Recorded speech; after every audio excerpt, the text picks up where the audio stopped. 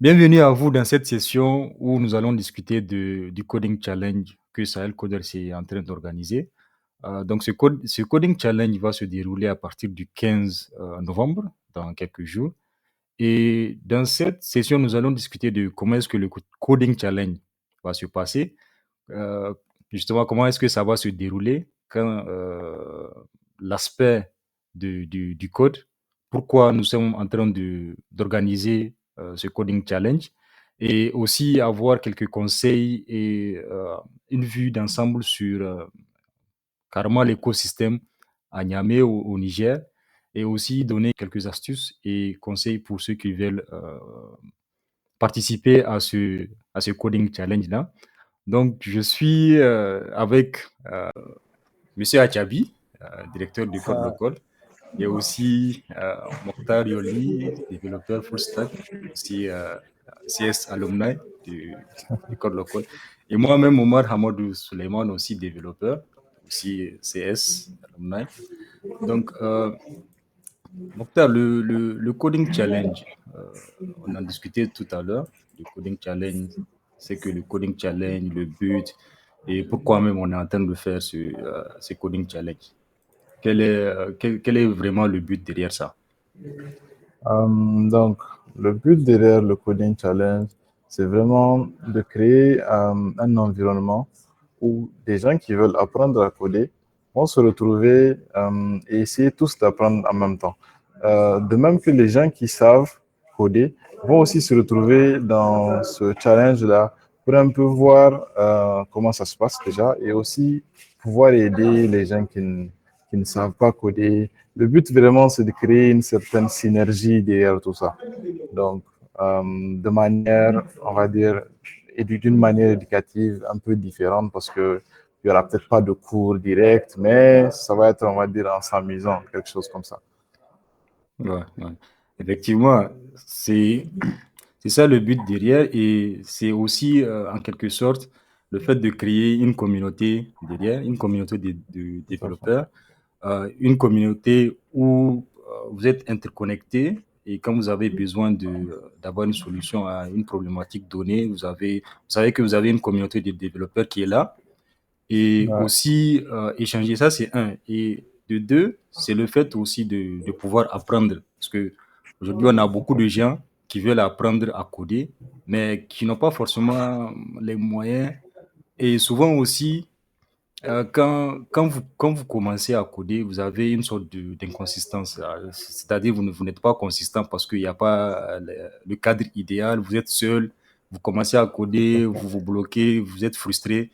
Du coup, ça fait en sorte que quand vous avez une communauté derrière, vous avez des pairs, vous avez des gens qui sont en train de coder aussi avec vous. Ça vous donne cette motivation-là à aller plus loin, à demander et à voir que vraiment, s'il n'y a pas de limite à pouvoir coder et accroître ses connaissances. Ça, c'est la première chose pour laquelle ce coding challenge est en train d'être organisé. Et on avait oublié aussi de dire que, j'avais mentionné ça, c'est 30 jours de code NE. 30 jours de code NE. Donc, Ouais. comment ça va se passer?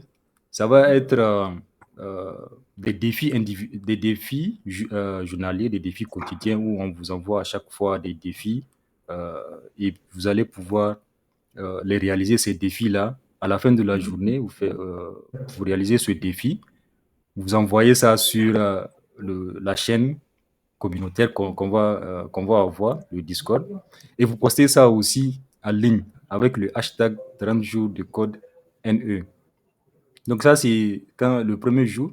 Le deuxième jour, pareil, le deuxième défi, vous le faites, vous le finissez, vous postez ça en ligne avec le hashtag 30 jours de code NE, en même temps que sur le Discord. Donc c'est un peu comme ça que ça se déroule. Vous aurez beaucoup plus de détails pour ceux qui sont en train de participer. Et après ce challenge-là, à la fin de ce challenge, bien sûr, il y en aura qui auront beaucoup plus de bonnes performances que d'autres. D'autres vont peut-être abandonner, d'autres ne vont pas abandonner.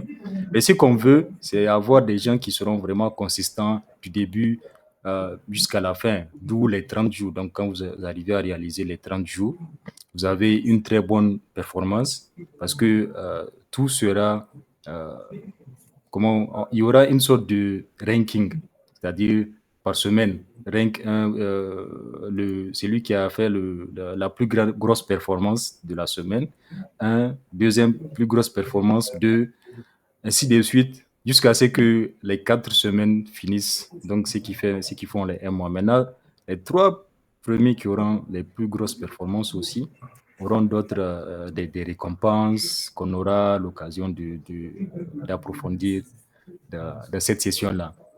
Maintenant, tonton Boss, après tout ce qu'on vient de dire là, on a discuté, quelle vue est-ce que vous portez sur justement ce challenge-là et aussi quel conseil vous allez donner aussi pour quelqu'un qui veut commencer ce challenge-là, qui veut débuter ce challenge-là et comment est-ce qu'il peut se préparer? D'accord. Bon, d'abord, Omar, je Mhm. sais pas, j'ai essayé de me débarrasser de ce tonton boss là. Oh,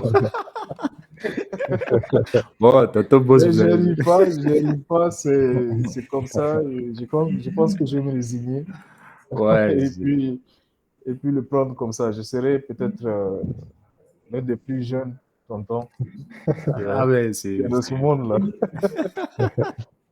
Mais ah ouais. je tiens vraiment à vous remercier d'abord de m'avoir invité à participer à ce call.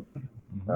C'est vrai que la question du coding, ça importe beaucoup pour moi, mais également pour l'institution que je dirige, qui est Code Local, qui est en fait sa matière première, en fait. Euh, alors, ce que je pense de cette communauté, bien entendu, je l'ai voulu, je l'encourage énormément. Et je souhaite que beaucoup de gens y adhèrent et que ceux qui, quelque part, ont cette passion du coding là et qui, jusque-là, se sont ressentis seuls dedans, ben, qu'ils sachent que cette fois-ci, il y a toute une communauté qui est en train de se mettre en place et qui est là pour partager avec eux cette passion qu'ils ont euh, de quelque chose qui peut-être est un peu mal vu, mal pris. Le codeur, on le prend pour quelqu'un qui est sur sa machine, qui est concentré là-dessus, qui n'est pas très social. Ouais. Euh, mais justement, ça, cette communauté est là pour essayer de casser ces préjugés et ces clichés-là par rapport au codeur. Donc, c'est quelque chose que j'encourage énormément. Maintenant, au-delà de l'individu, euh, j'espère bien que cette communauté va être le début de quelque chose qui va permettre à toute la société nigérienne de comprendre quelle est la place du numérique. Parce que bon, le codeur, il est qui? C'est l'artisan du numérique. C'est lui qui développe, c'est lui qui met en place, c'est lui qui construit les applications qu'on utilise au quotidien. Donc, il est à la base de tout ça. Donc, il s'agit bien du numérique ici.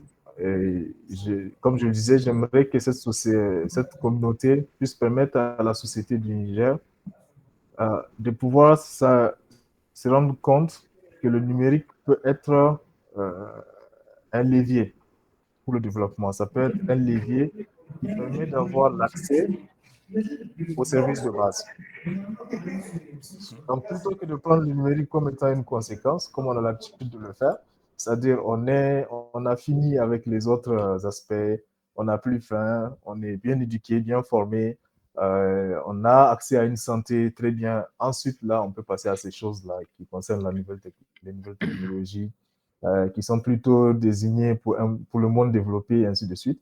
Plutôt que d'avoir cette pensée, l'idée, c'est de savoir que le numérique peut être la cause d'une bonne santé, la cause d'un accès à une prise en charge santé qui est très bien, la cause d'un accès à l'éducation, la cause d'un accès à une inclusion financière qui peut permettre de se développer soi-même professionnellement parlant, ou bien dans l'entrepreneuriat, ou bien dans des projets de vie, ainsi de suite. Donc, le numérique peut être franchement la cause, le déclencheur de tout ça.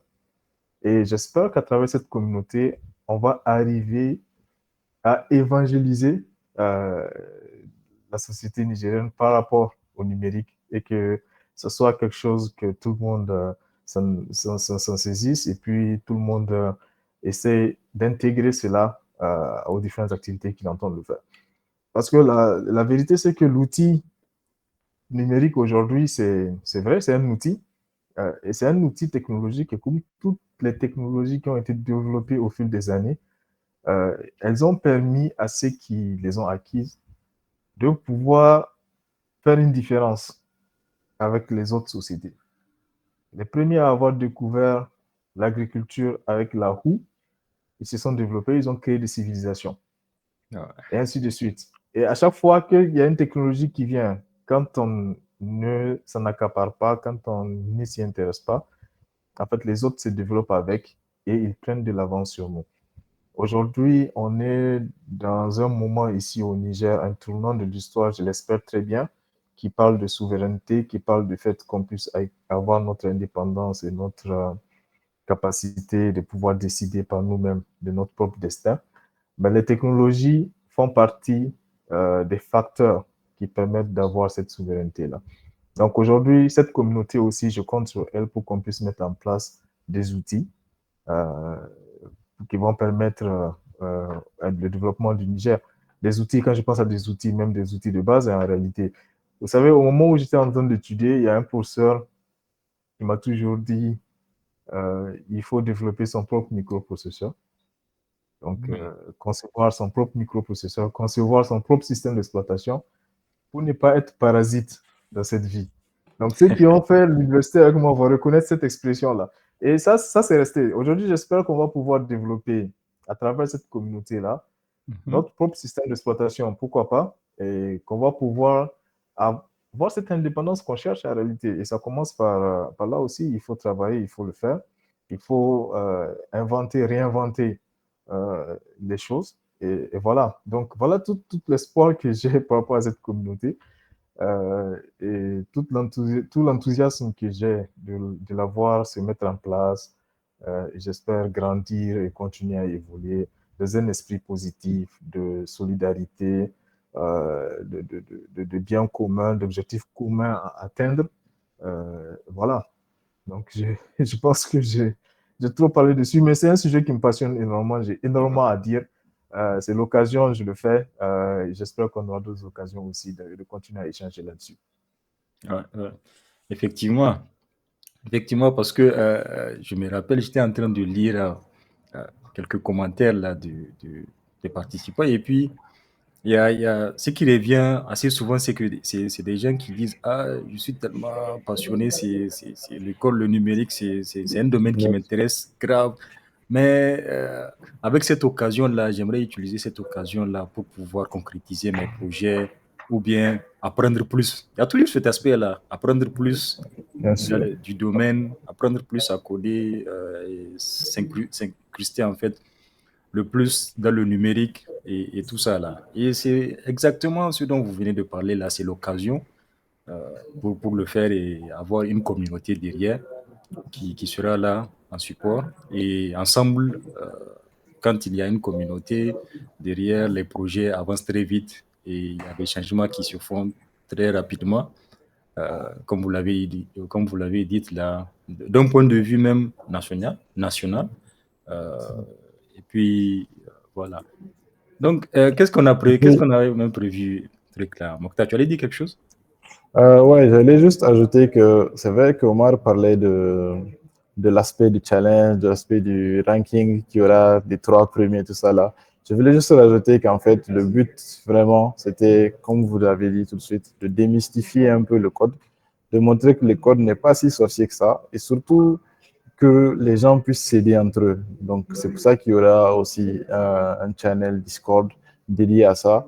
Et le but, c'est que même, en fait, même après le challenge là, si vous avez des projets ensemble, peut-être ça aura été l'occasion pour vous de connaître d'autres personnes qui eux aussi avaient les mêmes ambitions, de pourquoi pas, qui avaient même les mêmes projets, de vous associer éventuellement pour faire des projets ensemble. Le but, franchement, c'est de mutualiser les efforts, c'est d'amener les gens à travailler ensemble surtout. Maintenant, évidemment, il faudrait récompenser les meilleurs. Donc ça, c'est prévu, Inch'Allah. Mais le but, vraiment, le but premier, c'est de démystifier le code et de permettre à ce que les gens puissent travailler ensemble. Ouais, Donc, voilà. c'est quand même, c'est très important, hein. C'est très important parce que beaucoup de gens pensent que le code, en fait, c'est comme on voit dans les films là où tu as un hacker Ouais. qui est là et puis tu codes l'écran devant toi avec des écritures vertes là qui viennent tout le temps. Ah non, c'est pas ça. C'est vraiment pas ça. C'est comme tout domaine, hein. Ça commence à partir ça commence à partir d'un point zéro, un, 2, 3, et puis les bases, maintenant, les médiums des bases, maintenant jusqu'à aller en advance et tout ça là. C'est vraiment pas sorcier, hein. C'est vraiment pas sorcier. C'est de pouvoir démystifier ce côté compliqué, ce côté complexe là du code. Et justement, c'est à cause de ça même que le challenge se fera plus sur un niveau débutant, en fait, sur un niveau vraiment débutant, pour que tout le monde puisse le faire et aussi augmenter leurs connaissances et avoir d'autres connaissances sur, euh, sur le code. Et ça va être en HTML et CSS. Et on aura organisé aussi d'autres challenges qui seront bien sûr, dans d'autres langages de programmation et un tas d'autres de choses qu'on va faire pour l'avenir. Mais pour revenir au fait qu'il faut démystifier le code, c'est vraiment très important parce que je voyais beaucoup de commentaires, beaucoup de gens qui expliquaient que depuis ils voulaient apprendre à coder. Il y a des gens qui disaient qu'ils avaient des projets qu'ils voulaient faire depuis, Ouais, bien sûr. mais mais vu qu'ils n'ont pas assez de connaissances, ils n'ont pas les compétences qu'il fallait, ça les retarde beaucoup. Donc la communauté, elle est là. C'est l'occasion pour vous d'avoir une communauté qui est là pour vous, où vous allez avoir un accompagnement, comme Mokhtar l'avait dit, se mettre même en groupe et créer des sociétés, créer une start-up pour pouvoir développer vos solutions, vos projets et tout ce dont vous avez besoin. Parce que bon, on n'a pas tout le temps besoin d'attendre, dire que il y a ça, il y a ceci, il y a cela, pour que les gens aillent réfléchir à des solutions ou bien à des choses et puis venir présenter pour 2, 3 jours et puis c'est fini. C'est vraiment ça qui est important. C'est vraiment un aspect assez important de la chose. Ouais. Oui, tout à fait. Et si je pourrais bien ajouter sur ça, c'est que pour moi, le code ou le coding, c'est beaucoup plus un état d'esprit. C'est cette capacité de pouvoir faire des choses nouvelles, de pouvoir aller, euh, enfin, résoudre les problèmes nouveaux par des solutions nouvelles, tout simplement. Mhm. C'est aller au fond des choses, creuser, essayer de trouver une solution. euh, je sais pas, hacker, si on peut le dire, mais hacker de manière éthique, euh, c'est quelque chose, c'est-à-dire trouver le moyen de contourner un problème pour trouver une solution, ou bien lui taper dessus jusqu'à ce qu'on le fracasse et qu'on trouve la solution. Euh, c'est ça, moi, pour moi, le code. C'est avoir cette capacité à pouvoir travailler sur les choses. D'où, d'ailleurs, l'excuse de c'est trop difficile pour apprendre le code ne passe pas, à mon avis. Quand, parce que quand on a cet état d'esprit déjà, la difficulté d'apprendre fait partie des choses qu'on surmonte. Très, bon, pas avec aisance, pas forcément, mais quand même qui ne nous fait pas peur. On va sur ça sans trop avoir peur, en ayant confiance à cet état d'esprit qu'on a, qui nous permet en fait, d'aller au-delà de n'importe quelle difficulté. Une dernière chose aussi que je souhaiterais ajouter, c'est que vraiment j'invite les gens à adhérer à cette communauté si vraiment le code ou le numérique en général est quelque chose qui les intéresse. Parce que même si on n'a pas pour vocation d'être codeur, très certainement que certains des problèmes qu'on rencontre, ben, le code peut y apporter une solution, ou le numérique, on va dire. Et dans ces cas de figure, c'est toujours bien de se retrouver avec des gens autour qui ont la capacité de pouvoir développer des choses. Et puis voilà, ça augmente notre chance de pouvoir résoudre les différents problèmes qu'on rencontre au quotidien, que ce soit en entreprise, que ce soit dans la vie sociale et ainsi de suite.